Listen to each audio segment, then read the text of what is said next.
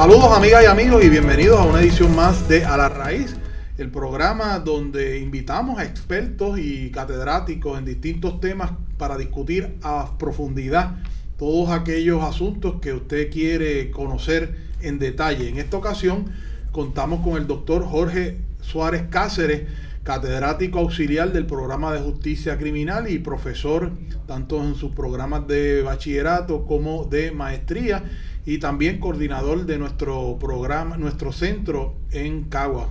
Jorge, bienvenido. Gracias por tenerme aquí, José Fray. Un privilegio estar contigo y hablar un ratito de múltiples temas que yo sé que son de interés para mucha gente. Jorge,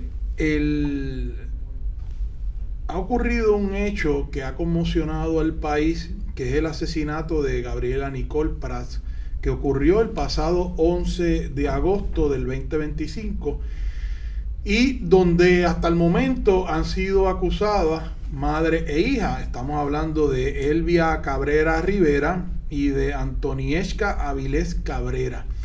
Y es un caso que, como dije, conmocionó al país porque estamos hablando de que Antonieshka es una menor de edad para efectos de la ley de menores, aunque por el hecho que se le está imputando, que es un asesinato en primer grado, pues automáticamente el caso se ve en tribunal de primera instancia, donde se dilucidan los casos de los adultos, y se comenta que puede haber otras personas involucradas en este hecho, donde esta jovencita recibió varias heridas punzantes. Y esta misma conmoción, muchas veces influenciada también por los medios de comunicación, las redes sociales, han llevado, el pueblo ha estado pidiendo que este proceso, que este trámite ahora en los tribunales se haga rápido, expedito, ¿no? Y se ha estado hablando mucho, ya van 2 semanas, ¿qué ha pasado? Si se sabe quiénes son las sospechosas, etcétera. Y yo he dicho en algunos foros, ¿verdad?, que las investigaciones toman su tiempo. Pero tú, como experto, doctor en justicia criminal, profesor en temas de manejo de la prueba, me gustaría que tú le explicaras a nuestro público por qué la prueba toma su tiempo, cuál es el rol de los investigadores que van a la escena de los hechos, cuál es el rol también del Instituto de Ciencia Forense y los técnicos que trabajan allí, cuáles son las pruebas que tienen que ser, cómo se levanta esa prueba, por qué es importante contar con la mayor cantidad de pruebas para poder someter esos casos luego al tribunal y que los casos no se caigan, ¿verdad? Explícanos. Mira, extraordinario, porque es una línea de conducción bien buena la que podemos tener y es una conversación que me parece justa. Primero porque aquí tienes un caso donde hay una multiplicidad de hechos.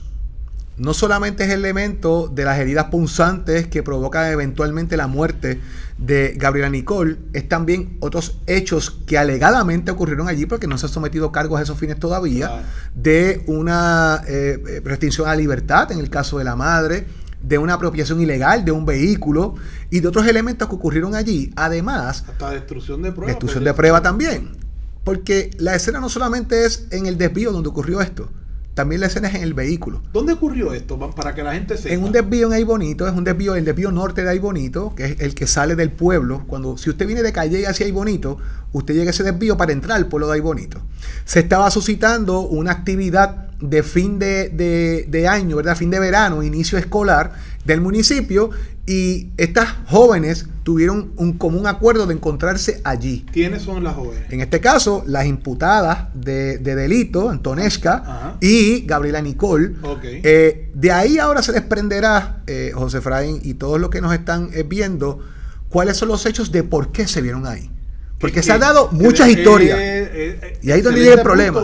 Esa es la historia. Porque eso hasta ahora no salió a relucir. No, hay mucha gente se pregunta cuál fue el móvil de que si la hermanita, que si la otra, que si un chisme. Pues yo no lo sé. Lo vamos a saber cuando se vierte en el tribunal la información recopilada por las autoridades pertinentes. Pero ven acá, por tu experiencia como catedrático y tus estudios, el que no se haya revelado el móvil de este asesinato, eso es algo normal, eso suele ocurrir, porque regularmente la policía dice, bueno, fulano por narcotráfico, o aquella fue un hecho de violencia de género, o de homofobia, o de alguna pelea entre vecinos, etcétera. Aquí no se sabe, no se ha dicho, eso es normal. Que no usualmente las autoridades dicen, nuestra investigación preliminar establece esto, pero falta la investigación exhaustiva, que es la investigación profunda. O sea, los hechos allí te dicen de entrada, esto fue por esto. Esto es lo que tú analizas, ¿verdad? Esa es tu hipótesis establecida si usamos el método científico. Esa es la hipótesis del caso. Claro. Ahora, la exhaustiva nos va a decir realmente a profundidad qué pasó, por los elementos del caso, la evidencia que encontremos, lo que ocurrió allí. Y además, existe un punto, José Efraín, que no se ha tocado todavía en ningún lugar, y es el elemento de la cultura de Aybonito. Y cuando traigo la cultura de Aybonito, es la siguiente. Es que lo que me han contado gente que vive en Aybonito y que conocen protagonistas de eso y conocen lo que ocurre en estos lugares escolares, es que hay una cultura un poco de agresión. ¿Sí? Hay una cultura, y esto no había reventado bullying, como reventó, porque nunca se había dado un asesinato. Pero ahora se salió de control. Sí había bullying. Si la nena es linda, vamos a tirarle una bomba llena de excremento, vamos a hacerle una laceración en la cara, vamos a una pela para que no sea la modelito del barrio. Ese tipo de cosas se daba en unos grupos allí en Aybonito de jóvenes contra jóvenes. Yo puedo plantear una hipótesis, ¿verdad? De que a lo mejor qué pasó, pero no es lo correcto porque hace falta elementos para tomar esas decisiones. Y el elemento es prueba. La prueba, claro. Porque, también, ¿verdad? Por ejemplo, ¿por qué la madre avala la conducta de la niña? ¿Por qué la madre de Antonesca avala esa conducta? Fue parte del proceso alegadamente, ¿verdad? Porque todavía no se ha probado. Así que, ¿será eso parte de la conducta que viene de conducta aprendida de la niña de su madre? Pues yo no lo sé, pero es una hipótesis que no podemos descartar sobre los elementos que existen ahora mismo en el caso. Tienes una niña que se enfrenta particularmente a bullying, a elementos de si es o no una niña de educación especial, si estaba en esa escuela, por qué estaba en esa escuela, cómo le iba en la escuela a esta menor de edad. Hay unos elementos socioeconómicos que también tenemos que saber para poder entender mejor la conducta de esa mente criminal y de ese mensrea, para saber por dónde va esa muchacha y por qué eventualmente comete el acto que se le alega haber cometido.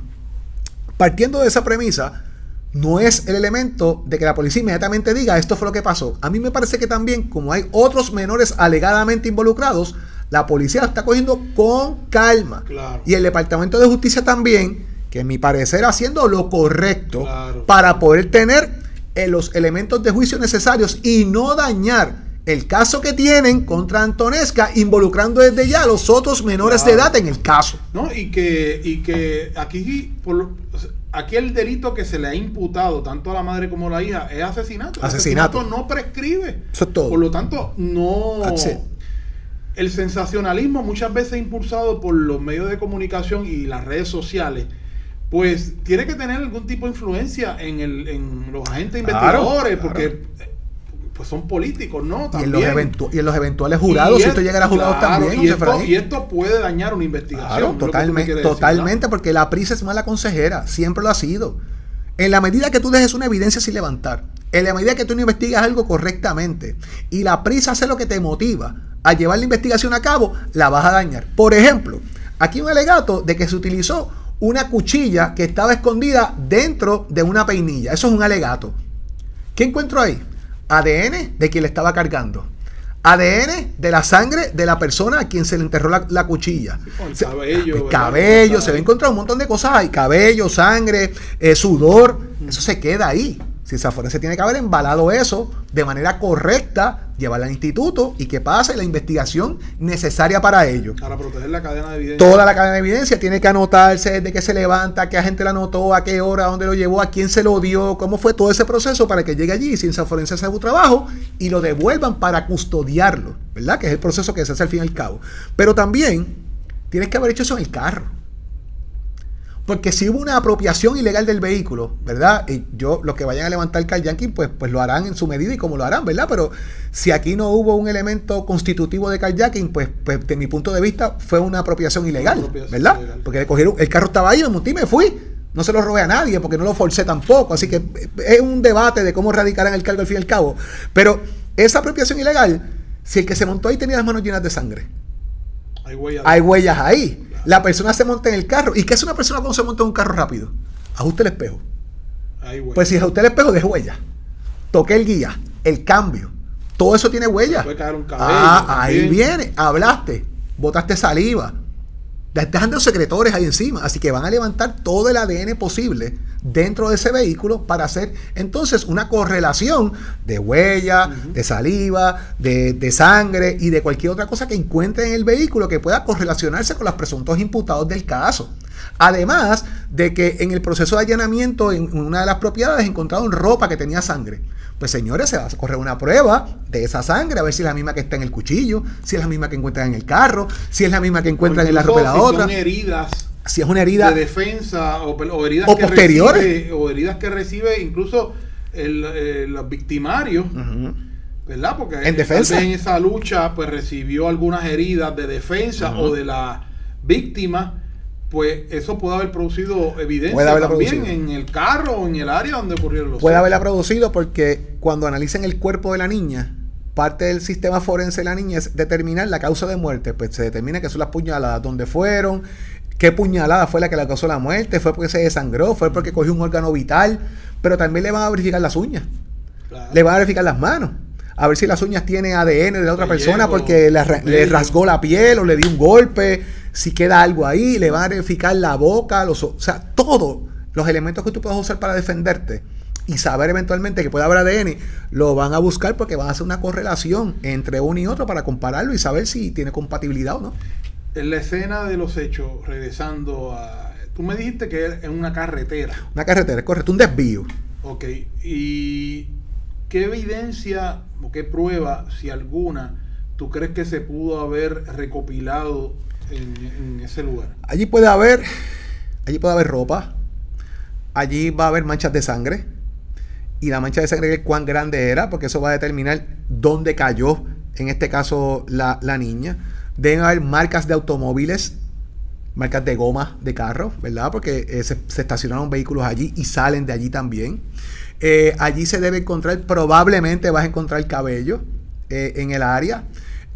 Si estaba, hay que ver las condiciones del clima en ese momento, si había agua, fango, lo que fuera, ¿verdad? Puede haber huellas de pisada y eso puede ayudar a determinar de dónde caminó una persona hasta la otra, el tamaño del pie, para determinar si cuadra o no, o it fits, ¿verdad? Como decimos en español, si tiene el tamaño correcto del calzado de uno de los imputados. O sea, hay mucho elemento allí en físico que también hay que mirar, que se puede analizar. Si rompieron un vidrio de un vehículo, no lo sé. Pueden haber cristales en el suelo. Así que, ¿qué pudo haber encontrado? Sí, encontramos marcas de vehículos, obviamente, porque va a determinar cómo los vehículos giraron, porque no pasó ningún otro vehículo después del asesinato, porque cerraron y acordonaron el área para evitarlo. Va a encontrar sangre definitivamente, porque hay una persona que cae al suelo y se desangra. Así que ya ahí tú tienes unos elementos que automáticamente vas a trabajar con ellos. Y ahí sí tienes que trabajar rápido, porque las inclemencias del tiempo te dañan la escena. Si llueve, si hace viento, y en Ay Bonito estamos en la montaña, usualmente esas condiciones se dan. Sí. Ahí sí hay que trabajar rápido para proteger esa área y recopilar la mayor cantidad de evidencia posible. Y después que la recopilas, pues... embala, guarda y te tomas tu tiempo recreando, que es lo que estuvo haciendo la policía días después, recreando la escena allí. Oye, una pregunta. ¿A las victimarias se le examina su cuerpo? Sí. ¿Cómo se hace eso? Porque eventualmente estas personas que son las causantes alegadas del delito, una vez se les someten los cargos, los van a verificar. Van a verificar rasguños, van a verificar marcas de cuerpo. Mi pregunta surge porque, como tú señalaste, de que el cuerpo de Gabriela se debe haber examinado en su totalidad para recopilar evidencia. De igual manera, las alegadas victimarias pueden tener golpes en su cuerpo. El mejor ejemplo, Ted Bundy. A Ted Bundy se le hizo una placa dental. Ese era el asesino en serie que se catalogó el primer asesino en serie ever, ¿verdad? Por el FBI. Se le hizo una placa dental para probar si esa placa dental cuadraba exactamente en una mordida de una víctima. Así que sí se verifica el cuerpo de la persona constantemente. Van a verificar si lo que encuentran en un cuerpo cuadra en el otro. Si el tamaño del rasguño es igual que el de la navaja de un cuchillo. Si es igual que el de, vamos a utilizar otros ejemplos, si tiene el mismo orificio de herida de bala que puede causar el proyectil de X bala. O sea que sí se examina. Y además se examinan otras cosas. Como por ejemplo, ese golpe no te lo diste porque no tiene nada que ver con el hecho. Ese golpe es muy fresco. Ese hematoma es reciente.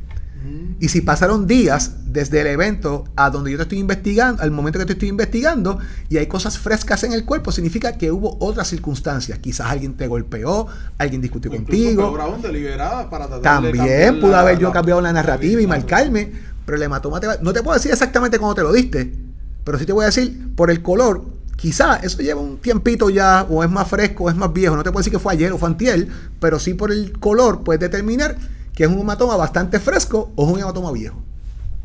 Oye, Jorge, y siguiendo el proceso, luego de que se levanta toda esa prueba, ¿a dónde va?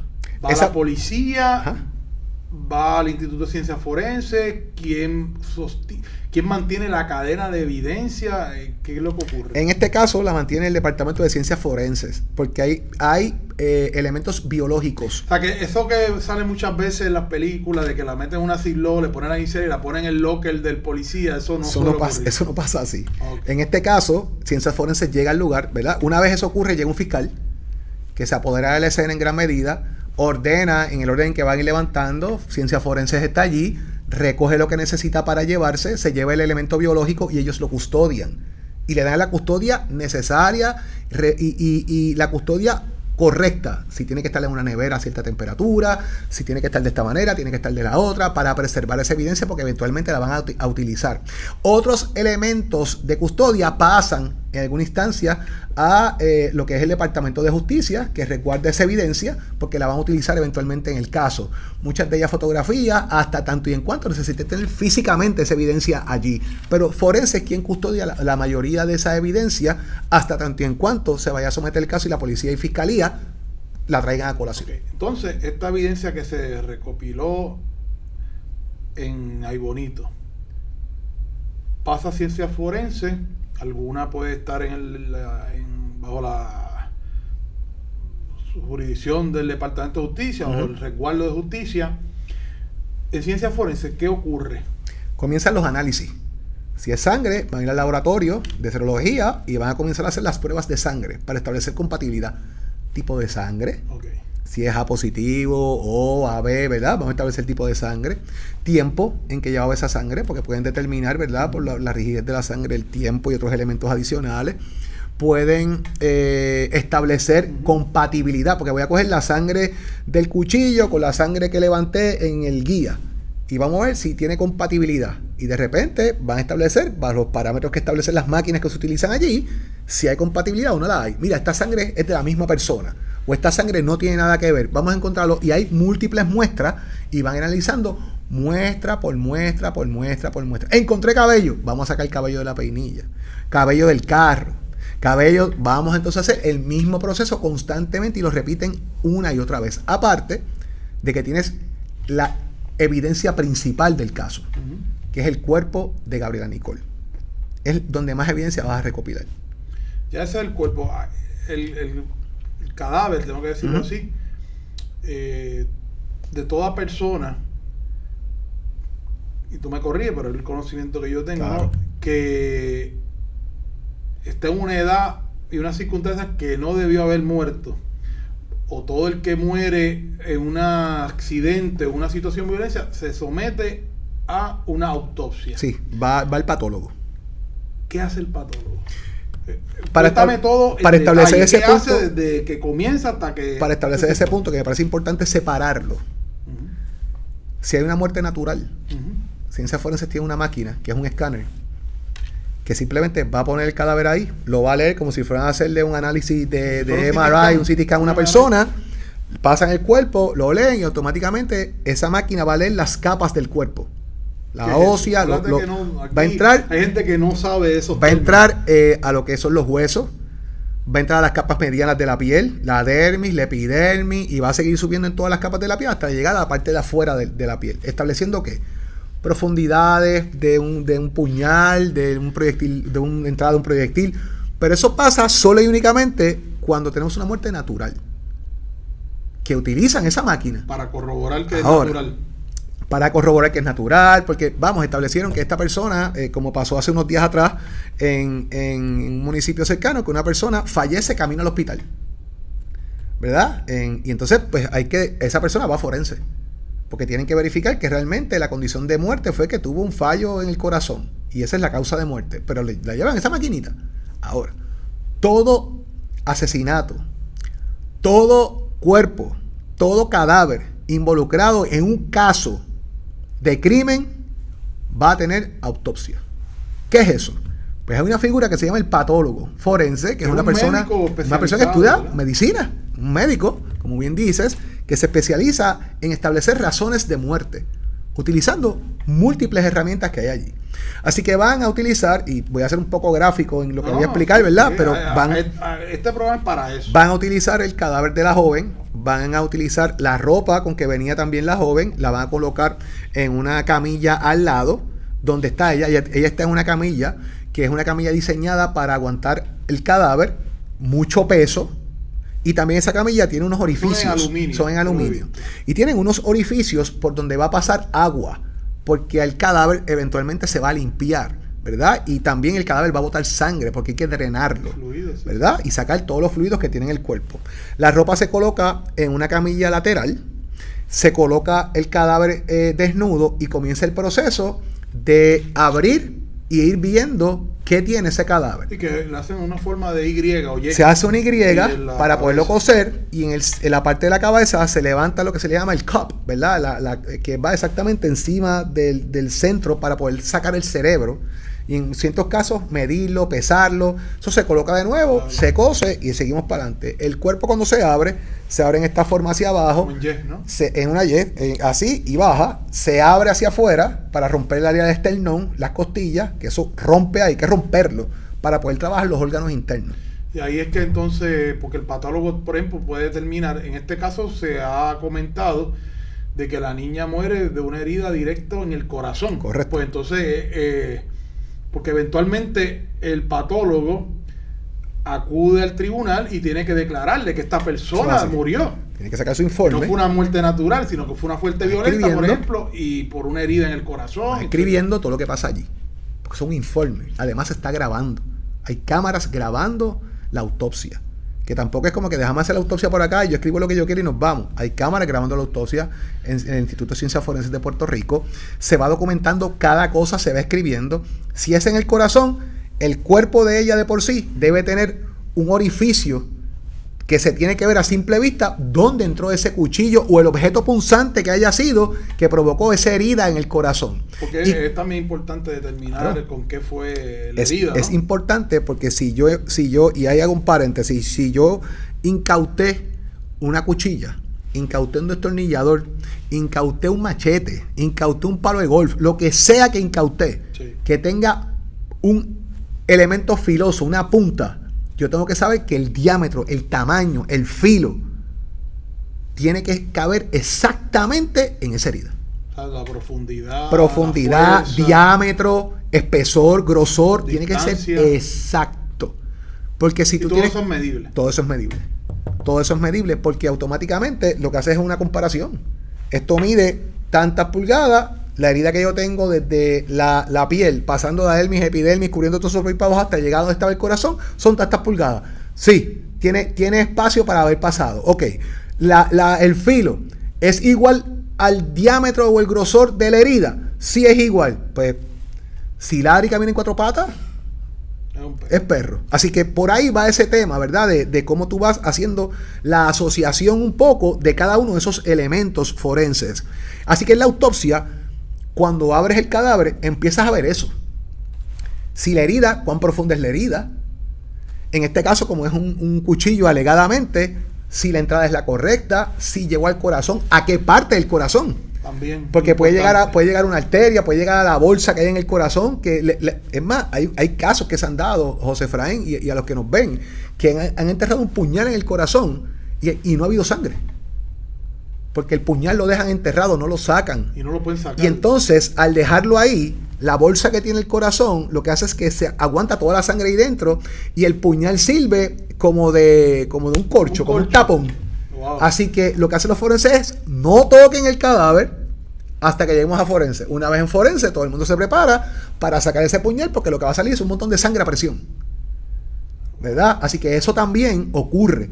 Así que es importante saber por dónde entró, qué parte del corazón fue la que afectó, para determinar entonces qué fue la causa de muerte. Si fue inmediata, si hubo agonía, cuánto tiempo duró. Sí, porque tú puedes determinar si el corazón paró de golpe, paró de golpe. Si hubo agonía, me agarré el corazón y estuve haciendo fuerza y el corazón no se había detenido todavía, hay unos lapsos ahí que el sistema te lo va a determinar, ¿verdad? Igual que pasa, por ejemplo, cuando hay un cadáver en estado de descomposición, que lo encuentras tirado en el suelo, se utiliza una cosa que se llama el ciclo de la mosca.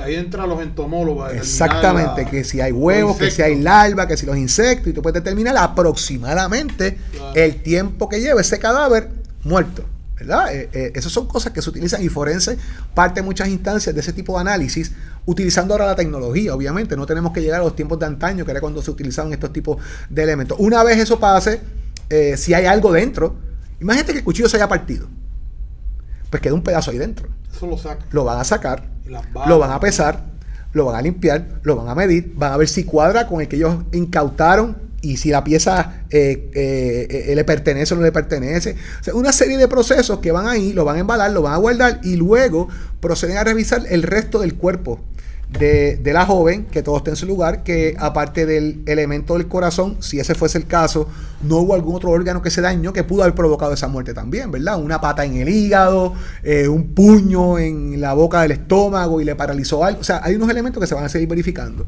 Una vez eso culmina, devuelven dentro del cuerpo lo que hayan sacado, si sacaron algo, cosen y la preparan para entonces sacarla. Ahí van a tirar fotografías. Se entrega el cadáver, ¿no? Todavía. Luego de eso, el cadáver se queda en el proceso de prepararlo, que esté bien drenado, que esté todo listo y lo demás, y eventualmente entonces entra el juego del efecto funerario para entregar el cadáver y hacer el debido proceso de velatorio, que así fuese. Y te pregunto, porque yo he visto casos donde personas mueren en hechos criminales y el cadáver, recuerdo, me viene a la memoria ahora, el caso del niño Lorenzo, ¿te acuerdas? Claro. Que lo cremaron.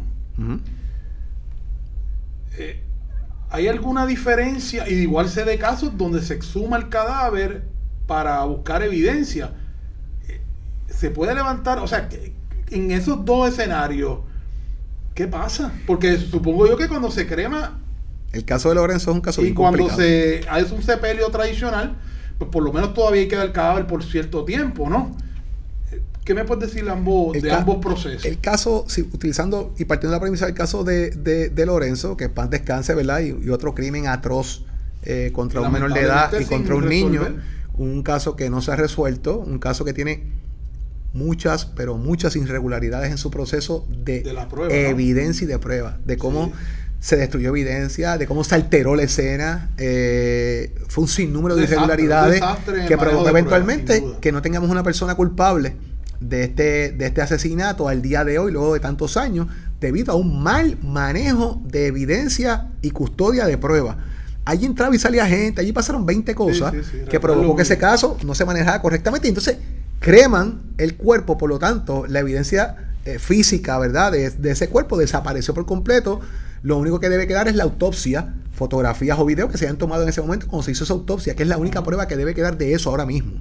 En los otros casos, cuando exhumas cadáveres, va a depender también del tiempo que lleva el cadáver, porque hay un proceso de putrefacción. Obviamente los químicos que se utilizan mantienen ese cadáver bastante intacto por unos periodos de tiempo. Formol, esta cosa, lo que hace es extenderle la vida al cadáver de alguna manera, por decirlo así, ¿verdad? Para el embalsamamiento. Pero los líquidos que se utilizan, ¿verdad?, lo que hacen es dilatar, ¿verdad?, ese proceso, lo retarda, que no haya ese proceso de descomposición tan rápido, y permite algunos 5, 10, 15 años donde ese cadáver esté prácticamente intacto. Wow. Incluso lo vas a ver con el pelo más largo. En mi caso no aplica ni en el tuyo, ¿verdad? Pero lo ves con el pelo más largo, las uñas le crecen, claro, y una serie de cosas más que vas a ver que están ahí intactas en el cadáver porque continúa ese proceso de regeneración.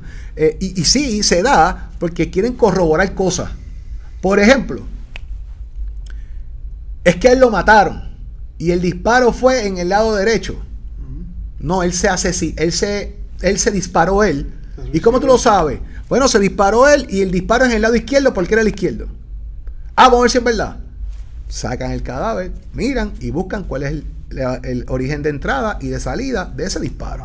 Para saber entonces si de verdad esa persona era derecho o era izquierdo, porque obviamente por no se va a disparar. Así que esos elementos sí ocurren. No son tan comunes, pero ocurren en casos que ameriten definitivamente que se atiendan, porque esa puede ser la prueba final, claro, para someter un caso. Jorge, y entonces ciencia forense en esta etapa investigativa termina su función, emite un informe. ¿A quién refiere el informe y la prueba que obtuvo de ese análisis que realizó? A Fiscalía. Tanto del cadáver como de lo que se recuperó de la escena de los hechos, si es que hay algo que se tuvo que someter. Todo eso va a Fiscalía, al Departamento de Justicia. Okay. Y el Departamento de Justicia y los fiscales comienzan a tener el informe que brinda forense y empiezan a montar su muñequito, ¿verdad? Comienzan a montar el croquis de ese caso completo, más allá del dibujo, el estructurado con su prueba, para establecer el orden de sucesos y probar su caso más allá de dudas razonables. Si fue un asesinato, pasó con esto, a esta hora, la puñalada fue aquí, fue con este objeto, hicieron esto. ¿Cómo usted prueba eso? Exhibit A, Exhibit B y Exhibit C, que es usted como licenciado sabe cómo funciona, claro, ¿verdad? Pero le corresponde... No es meramente lo que tú alegues, sino tienes que probarlo. Hay que probarlo. Y entonces es el Departamento de Justicia en este caso quien se va a encargar de recibir toda la información que forense produce. Obviamente lo comparten con los agentes policiales a cargo del caso, porque se están asegurando primero que el policía embaló correctamente, que tuvo disponibilidad para poder ayudar en forenses, en recoger, entregar, y hay que decirles lo que pasó, porque si lo citan a testificar al oficial de la policía que estaba en la escena, o los oficiales en la escena, tienen que también saber que la evidencia que levantaron produjo X resultado. Y entonces, pues, ¿quién da la señal? Vamos a radicar. Otra vez, Fiscalía se encarga con el secretario de Justicia y el jefe de los fiscales. Una vez analizan todo eso, vamos a radicar ahora y le damos para adelante. Y ahí te traigo una cosa importantísima que no he visto mucha gente discutirlo, José Efraín, y es el momento del arresto, claro, de la joven imputada. La sacan cubriéndose la cara, con una capucha, porque es menor de edad. Pero cuando sale arrestada, que le radican cargos, ¿cómo sale? Con la cara expuesta, claro, porque ya perdió entonces el procurador la jurisprudencia. Esto es mi opinión como abogado, yo creo que es un error, porque como todavía existe la posibilidad, claro, tanto en vista preliminar, de que se determine, por ejemplo, el juez determine que esta niña se le acusa por alguna otra modalidad de asesinato, de homicidio, etcétera, o de agresión, o incluso podría pasar que, como vamos ahora a vista preliminar, se llega a alguna negociación donde la madre acepte la asuma culpa todo.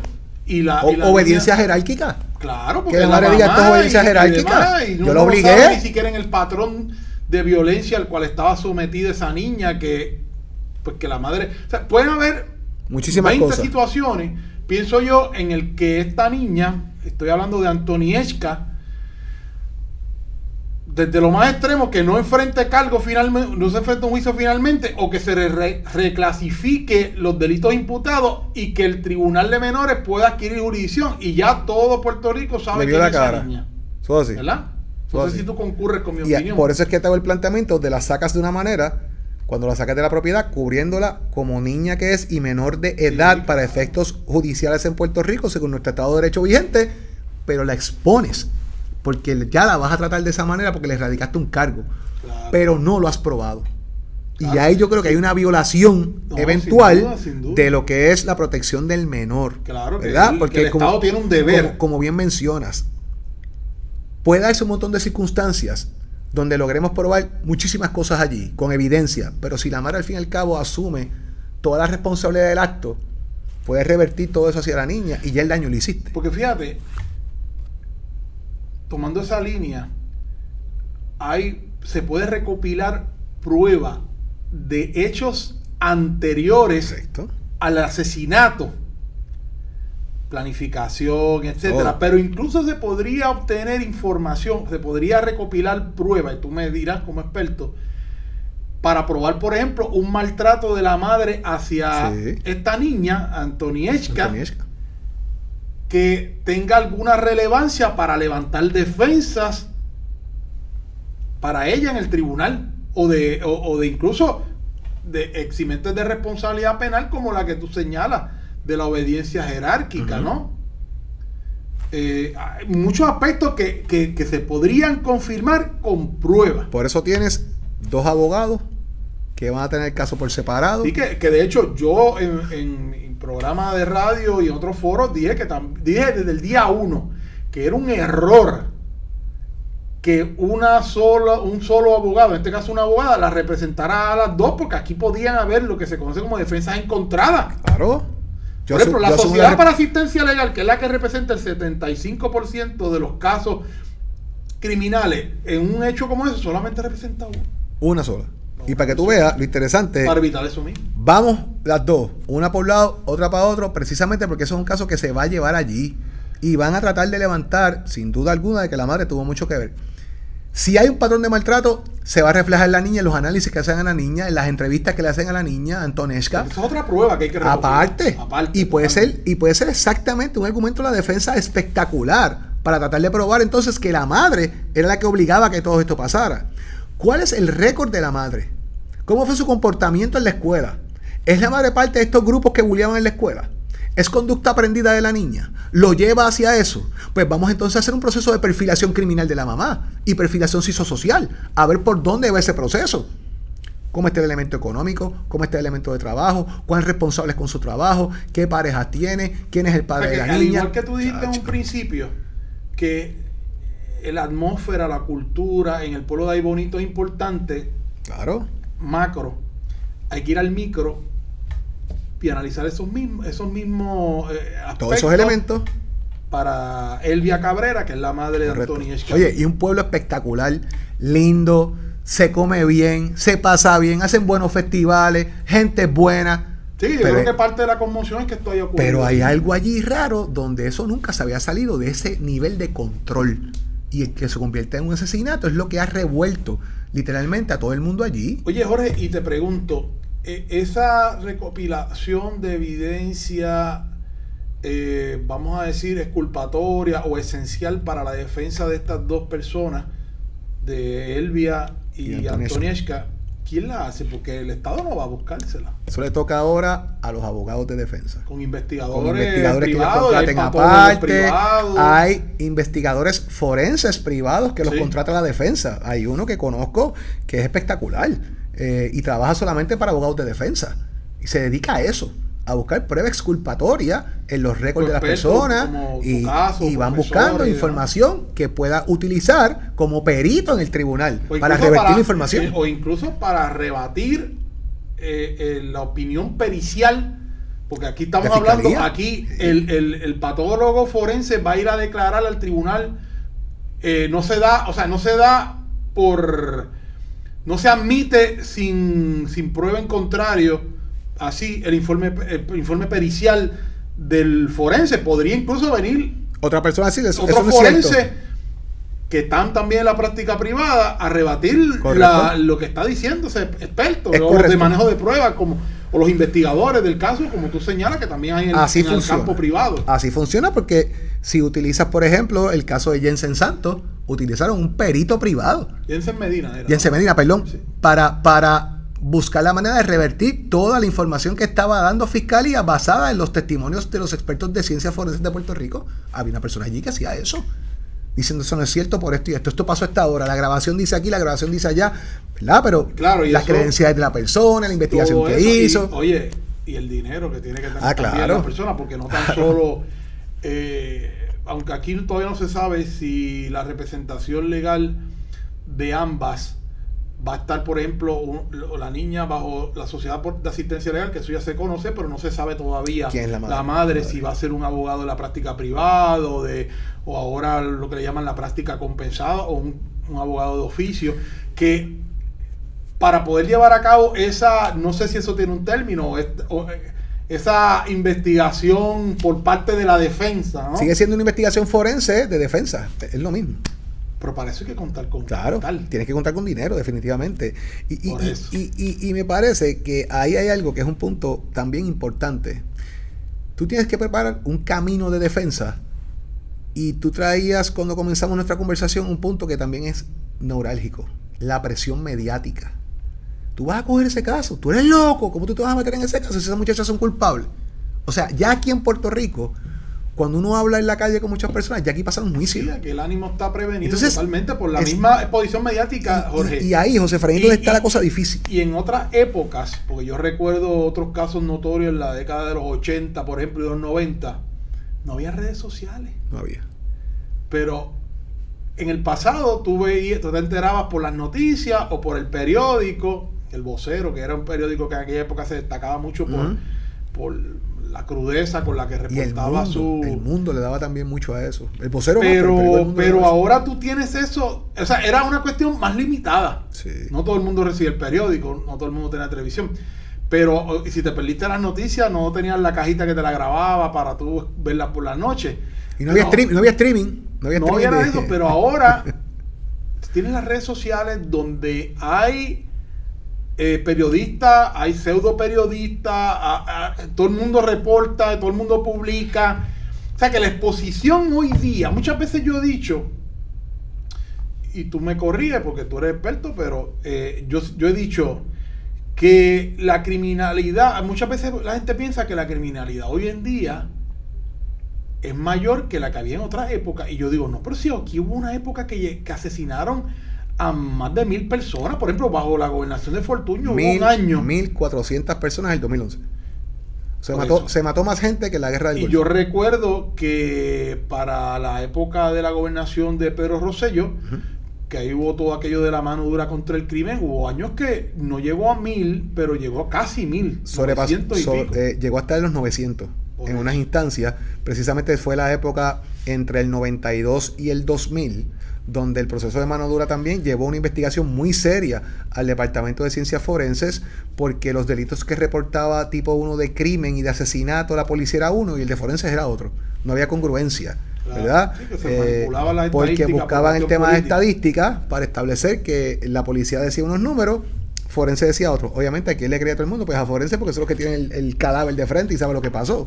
Así que eso ha venido ocurriendo. No ha cambiado este tema. En el 2011 aquí mataron 1,400 personas. Es el año de más asesinatos en Puerto Rico. ¿Qué ha bajado? Sí, ha bajado, pero es lo que ha ocurrido siempre. Siempre hemos tenido esta cantidad. Lo que pasa es que ahora tenemos jóvenes y niños, sí, en un aumento en el tema de los asesinatos. Antes estábamos hablando ya de adultos, y mucho asociado al tema del narcotráfico y otros elementos. Ahora se usa mucho más jóvenes porque son faltas y salen a los 21 años con el récord limpio y la cosa. Entonces es más fácil usar menores que cometan los delitos porque están cometiendo falta que utilizar los adultos. Y por eso es que se han llevado enmiendas. Yo recuerdo desde aquel caso de Pueblo de Hernández Medina de los años 80, donde mataron a Talito Bayonet, para este tipo de casos acusarlos como adultos, pero como que era una ristra de delitos que pasan por el tema de menores. Tú tienes un caso, José Efraín, muy notorio en este país, que levantó muchas pasiones también, el del Ángel de los Solteros. Era un joven, tenía 16 años de edad. Lo apresan y no tenía todavía 18 años de edad y se convirtió en Puerto Rico en un asesino en serie. Sí, lo recuerdo muy bien. De hecho, fue catalogado nuestro primer asesino en serie, ¿verdad? Notariedad, que está vivo todavía. Está en una cárcel en Puerto Rico, ha perdido ya su noción mental, está muy afectado mentalmente en todo su aspecto. Creo que había perdido su noción mental desde que empezó en el proceso criminal, ¿verdad? Pero tienes una persona que no había forma, ese va como adulto. En su momento, ¿verdad? Llegó a la cárcel teniendo 17 años de edad y ya había matado a casi 7 personas. Y debe llevar ya más de 30 lleva años muchísimos, o sea, estamos hablando que esto fue la época late 80s, early 90s, ¿verdad? Finales de los 80, principios de los 90, que obviamente su acción era: yo soy misionero, así que yo voy a matar a todos los que sean homosexuales en Puerto Rico, y comienza una guerra contra las personas homosexuales en el país, y eso levantó un caos en Puerto Rico, ¿verdad? Porque hubo un reclamo de la comunidad homosexual en el país y otras cosas más, que en aquel momento ahora pues obviamente bajo el LGBTQ+ y lo demás, pero eso pasó, eso es parte de nuestra historia. Oye, Jorge, y entonces todavía, eso era lo que yo explicaba, este caso de Gabriela Nicole se encuentra en etapa investigativa que incluye la regla 6, se llaman regla 6 porque está regulada por la regla 6 de procedimiento criminal, correcto, pero el término completo, el nombre correcto, completo, es la vista para determinar causa probable para arresto o citación cuando son delitos menos graves. Ahora estamos en vista preliminar, que todavía es una etapa que se denomina como una etapa investigativa, no hemos llegado a juicio. En esta etapa el fiscal no tiene que presentar toda la prueba, sino que aquella prueba tendente a demostrar una conexión entre los hechos y la persona imputada. Algo que diga que esto conduce a esto. Se acabó. Pero ya para el juicio, si llegamos a esa etapa, que hay algo que también yo siempre aclaro, yo como abogado he tenido la oportunidad de ver algunos casos criminales.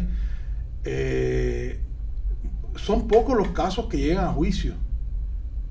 Aquí sí. Y en el Tribunal Federal muchísimo menos, porque ya en la vista preliminar se entran unas negociaciones, se reclasifican delitos, se hace culpabilidad por otros y demás. Y yo creo, y es así, que para que eso se dé, que constituye una victoria para el Ministerio Público y para el gobierno, porque si no tiene que ir a juicio es una victoria, es fundamental el manejo de la prueba. Correcto, totalmente. Si la prueba no está ahí y no es vinculante y no está bien manejada y se altera la custodia y cualquier mínimo detalle que se pueda utilizar por parte de los abogados de defensa para eliminar prueba, para destruir prueba, para sacarla del medio, lo van a utilizar. Sí, claro, ¿verdad? Que sí. Los abogados de defensa saben que hay algún problema en el manejo de la prueba o en la prueba en general. Lo van a utilizar porque van a juicio si tienen break porque van de lograr una a matar eso de entrada. Y es importante no porque en esta vista preliminar tú pasas muy poca prueba. Pasas algo de prueba, pero no es mucha prueba porque quieres establecer que vamos para juicio. La pregunta ahora es, nuevamente, bajo el elemento mediático, bajo el elemento del furor del país, ¿encontraremos 12 personas que pueda haber una desincirculación del jurado lo suficientemente poderosa para que hayan 12 jurados imparciales en Puerto Rico? Muy difícil y me parece que eso se agrava aún más con la autorización de cámaras en el tribunal. Y fíjate, Jorge, lo siguiente. Digo, para mí es bueno para las clases, pero es malo para el elemento del juicio. Para mí, como analista y como profesor también, magnífico, pero yo pienso también en lo siguiente. El derecho a juicio público es un derecho del acusado. Correcto. Un derecho constitucional del acusado. Entonces, mira lo que pasa, Jorge. Se le dio acceso sección 2, artículo 11 a juicios. Pero ya entonces también quieren cámara y se está permitiendo el acceso en vista preliminar. Y yo no sé si ya incluso, creo que sí, a vistas de regla 6. Va a ser todo prácticamente. Por eso, incluso etapas investigativas, porque eso, repito, son etapas investigativas todavía. Estamos metiendo una cámara para que lo que mediatiza aún más el proceso y agrava lo que tú acabas de señalar. Pero vamos a sacar el jurado. Que el juez le encontró que es charlatán. Mira lo que hizo. Porque se la van a virar entonces en contra del juez. Claro, y entonces los jueces también reciben la presión mediática. Ahí viene el elemento entonces realmente del balance de la justicia en sus méritos. Y de que se evalúen sus méritos realmente toda la prueba para determinar y pasar para tomar una acción concerniente a la vida de alguien. Es bien difícil los momentos que vivimos en el tema de la justicia, porque tú esperas justicia, pero no es la justicia que te convenga a ti. Claro. Es la justicia que dice nuestro código penal y lo que dicen nuestras leyes y nuestro código vigente de cómo se van a aplicar esas leyes, José Efraín. No es como te dé la gana. Derecho, porque nuestro Estado de Derecho. Estos casos que nos conmocionan muchas veces llevan a personas. No, porque en aquel país hacen tal cosa, o en aquel otro sitio ya estuviera la persona presa. O aquí tienen muchos derechos. Ahí está Bukele para acá, para que resuelva eso. Es así. Pues, claro, No es que tenemos muchos derechos, es que nuestros derechos están garantizados en nuestra Constitución, a diferencia de muchas partes del mundo que no están ahí. Uno tiene que analizar también si para uno vivir en un país más seguro, pues eso tiene que ver una renuncia a los derechos de uno como ciudadano. Oye, Jorge, pero entonces ya para culminar, como experto, ¿qué tú esperas que ocurra en el juicio si eventualmente esto llega a juicio y no se determina una... a mí me parece... No se llega tal vez a una negociación, una declaración de culpabilidad en BP. A mí me parece ¿Qué va a pasar? Es un caso, tú lo ves como experto en asuntos de la prueba. Correcto. Tú lo ves un caso, tú ves que es un caso que se ha manejado mal, tú ves que es un caso que puede tener problemas si llegan a juicio, con lo que tú has visto hasta ahora, por la información que te llega como profesor, como experto que también lleva mucho tiempo en los medios, comentando y estudiando este tipo de casos. Te voy a decir algo que va a ser un extraño, pero el Departamento de Justicia está haciéndolo bien. Están guardando la prueba correctamente, están haciendo las cosas con calma. Tomándose su tiempo. Que tenían prisa para radicar, qué sé yo, sí, pero están tomando su tiempo en mantener la constancia de la prueba, en montar bien su caso, porque si esto se cae, el golpe que viene para atrás mediáticamente es durísimo para el Departamento de Justicia, así que tienen que hacer las cosas bien. Yo pienso que allí se va a pasar mucha prueba, va a haber mucho peritaje, José Efraín, van a llevar mucho perito a establecer esos puntos de todo lo que ha sido la prueba que está allí para sostenerla en el tribunal por parte del Estado, por parte del Estado, correcto, para mantener ese caso en la solidez que lo tienen que preparar. No pueden llevar un caso finito.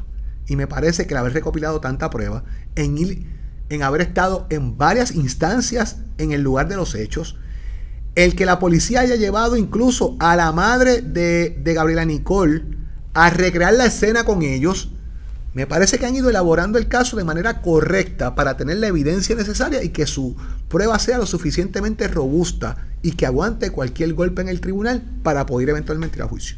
Claro, y al final lo que uno desea es que en este caso se haga justicia, que los responsables del asesinato de Gabriela Nicole tengan su día en corte y de ser encontrados culpables, pues cumplan la pena dispuesta y que se rehabiliten en la cárcel. Esa es la idea.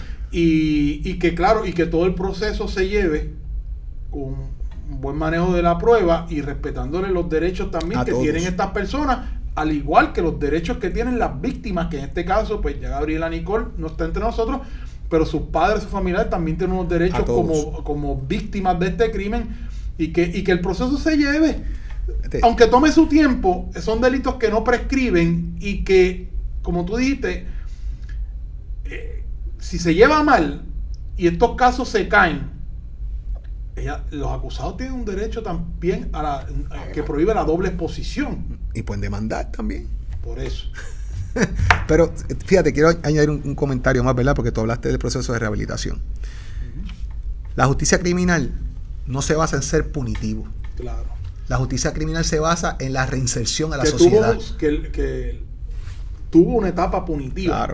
Claro. Que duró hasta, en algunos sitios, hasta los otros días. Hasta los otros días. Claro. Pero en ese proceso... En Puerto Rico hasta 1929 hubo pena de muerte. Nosotros queríamos, dentro de esos procesos, como país, mirando otros lugares del mundo también, eliminando la pena de muerte y todas estas cosas, José Efraín, que las personas tuviesen una segunda oportunidad. Claro. Y esa segunda oportunidad es la reinserción a la sociedad.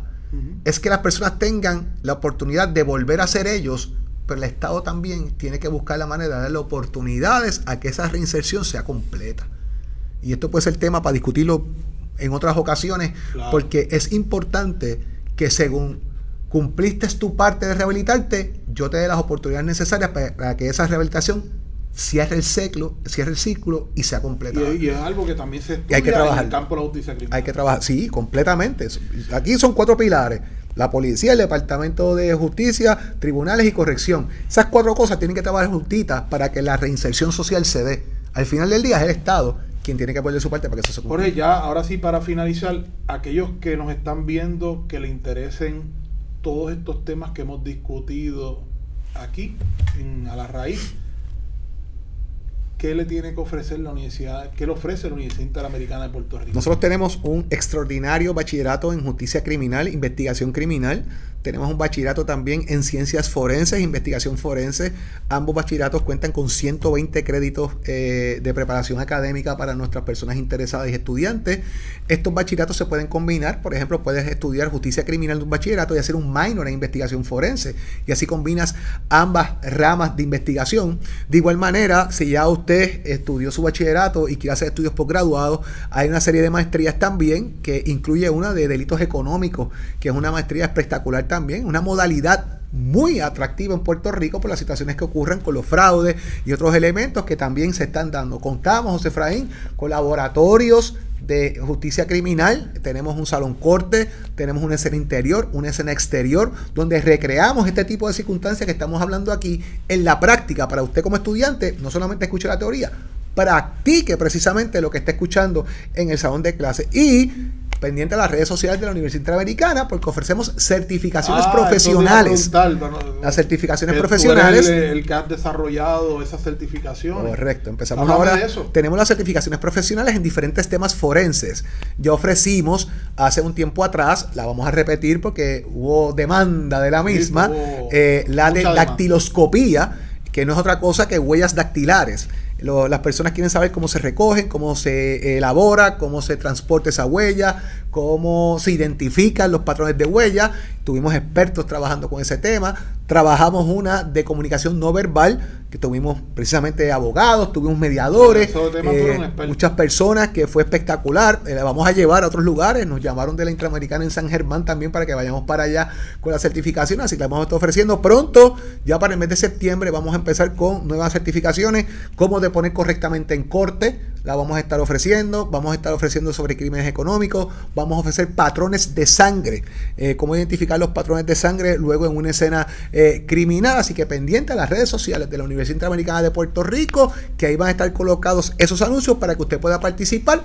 Tienen un costo mínimo y usted sale con una certificación de horas contacto en cada uno de esos temas. Que eso es dirigido a personas que no conocen de estos temas, que les interesa conocerlos, y también a aquellos profesionales que quieren ponerse al día lo último sobre estos temas y mantenerse, ¿verdad?, con ese conocimiento fresco. Pues están abiertos y se ofrecen en las facilidades de la Inter en Cagua, que, como dice Jorge, tienen lo último, ¿no? Moderna, con el mejor equipo y los mejores profesionales. Tienen un grupo de expertos con muchísima experiencia con experiencia práctica en esos temas. Y tanto aquí ya en el recinto metro, el bachillerato en justicia criminal, la maestría en crímenes económicos y la maestría en justicia criminal también cuenta con una serie de expertos. Está el doctor Jorge Suárez Cáceres, está también el doctor Melvin Rosario Crespo, el licenciado Luis Soto Miese, está también la profesora Angelin Lian, y hay otros profesores, miembros de la facultad junta, como el juez Anthony Cuevas, que ofrece clase desde hace muchísimos años con nosotros, y otros profesionales. El coronel José Juan García de la policía, que ha ocupado muchísimos cargos en la policía de Puerto Rico.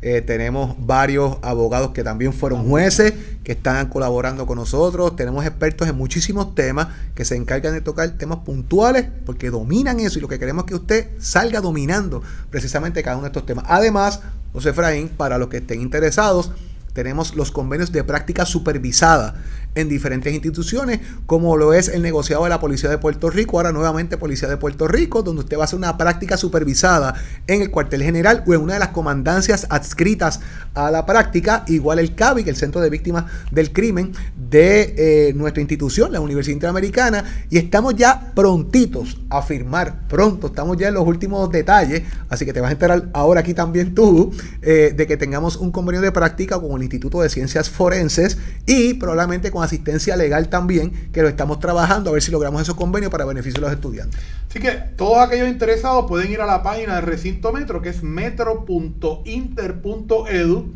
y también nos puede llamar al 787-250-1912, es el año de nuestra fundación, 250-1912. Pueden llamar a la extensión 2383, allí le va a contestar nuestra asistente Ibeliz Mercado, y con mucho gusto lo vamos a atender para que comience a estudiar. Los programas de maestría de nosotros corren en trimestre, así que puede pedir admisión y ya a principios de noviembre está estudiando con nosotros.